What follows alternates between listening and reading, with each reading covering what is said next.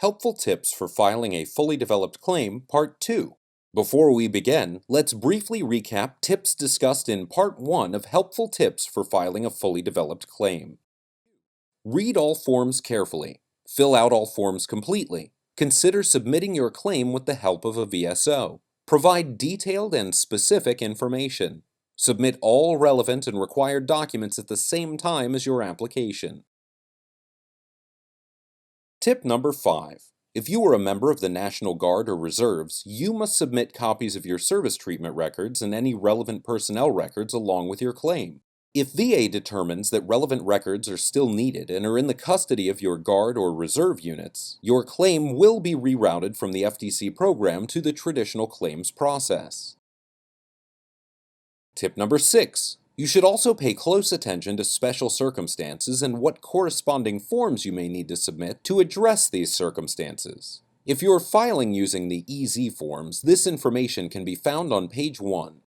Special circumstances may include claiming specific disabilities, benefits, or dependents. For example, if you're claiming specially adapted housing, you also need to submit VA Form 26-4555. Application in acquiring specially adapted housing or special home adaptation grant along with your application.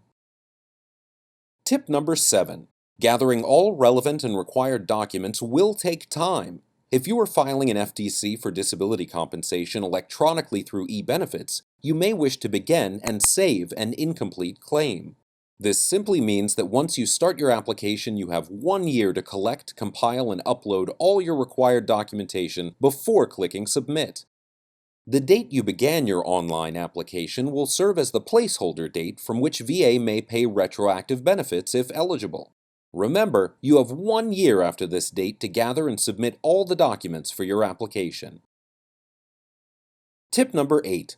After submitting all of your information, VA may schedule a medical examination at a VA facility to gather additional information for the claim. If you fail to report for the exam and request that the VA reschedule the exam, your claim will automatically be withdrawn from the FDC program. The only exception to this is if VA is solely at fault for the missed exam. For example, VA would be at fault if it provides the incorrect address of record to the medical center. Tip number 9. You also have the option of submitting a Disability Benefits Questionnaire, or DBQ, filled out by a VA clinician or a private healthcare provider with an active medical license, as part of your official documentation. These forms provide medical information to help determine a disability rating and ensure that VA's rating specialists have accurate information to assess your claim. Choosing to submit a DBQ may eliminate the need for an additional VA examination. The complete list of DBQs can be found on the VA website at www.benefits.va.gov/compensation/DBQ_list-by-DBQ-form-name.asp. This website can also be accessed by going to www.va.gov, Benefits, selecting Compensation on the left-hand navigation, click Evidence Requirements, DBQ, Where can I see a listing of the questionnaires? Tip number 10. You should not submit VA Form 21-4142, Authorization and Consent to Release Information to the VA, if you are filing a fully developed claim. In the standard claims process, this form is used to give VA permission to gather records on your behalf. However, in the FDC program, you must personally submit all required documentation in your possession. A 21-4142 form indicates that there may be more evidence to support your claim, and therefore will automatically reroute your claim from the FDC program to the traditional claims process. Tip number 11. If you are submitting information in an attempt to reopen a claim that has been denied by VA, you must submit new and material evidence to support your claim. The evidence must be new and relate to the evidence in order to substantiate the claim. If your claim is moved out of the FDC program for any reason, you will receive a letter detailing why. This does not mean that your claim has been denied. This simply means that your claim has been rerouted and will be processed through the traditional process.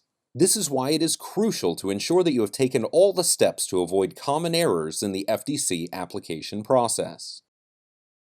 To review, Provide all private medical records. State where and when you were treated at a medical facility. Pay attention to special circumstances. Do not miss your VA medical examination.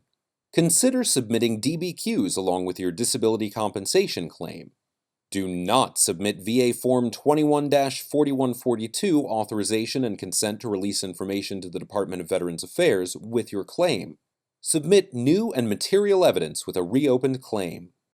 If you have any further questions, call VA toll-free at 1-800-827-1000 or contact your local VA regional office or VSO. Thank you for watching.